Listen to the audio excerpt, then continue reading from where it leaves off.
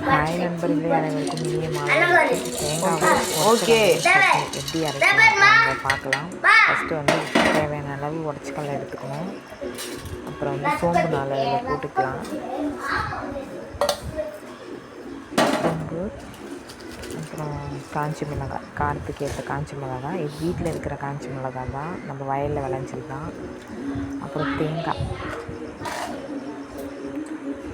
சும்மா ஒரு 2 பத்தை போதும். தேங்காய்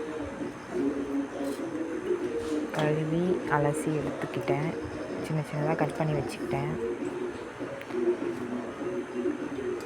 அப்போ கொஞ்சம் நல்லா சீக்கிரமாக மஞ்சிடும் இல்லையா, அதுக்காக 4 பல் பூண்டு. இஞ்சி வைக்கல, பட் வந்து 2 பல் பூண்டு எக்ஸ்ட்ராவே வச்சுருக்கேன். ஏன்னா வந்து டேஸ்ட்டு கொடுக்கும், அதுதான் பூண்டு தான் டேஸ்ட்டு கொடுக்கும். பட் இஞ்சி இல்லை, சொல்லப்போனால் இல்லை, வீட்டில் தீந்துடுச்சு. அதனால் உடச்சக்கல்ல, மிளகாய், சோம்பு, தேங்காய் அவ்வளோதான் அரைச்சி எடுத்துட்டேன். பாருங்கள், எனக்கு தெரிஞ்ச முறையில் கடல சட்னி, கடல தேங்காய் சட்னி நல்லா மஞ்சி வந்திருக்கு பாருங்கள். இந்த சட்னி எனக்கு ரொம்பவே பிடிக்கும், அதனால் அடிக்கடிக்கு இதை செய்வேன். அப்புறம் தாளிச்சிடலாம், அவ்வளோதான்.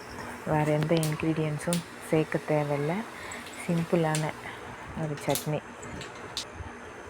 பச்சை மிளகா கூட இல்லை, காஞ்ச மிளகாய் தான். கடைசியாக நம்ம தாளித்து எடுத்துக்கிட்டோம். பாருங்கள், எண்ணெய், கடுகு, கருவேப்பிலை, அவ்வளவுதான்.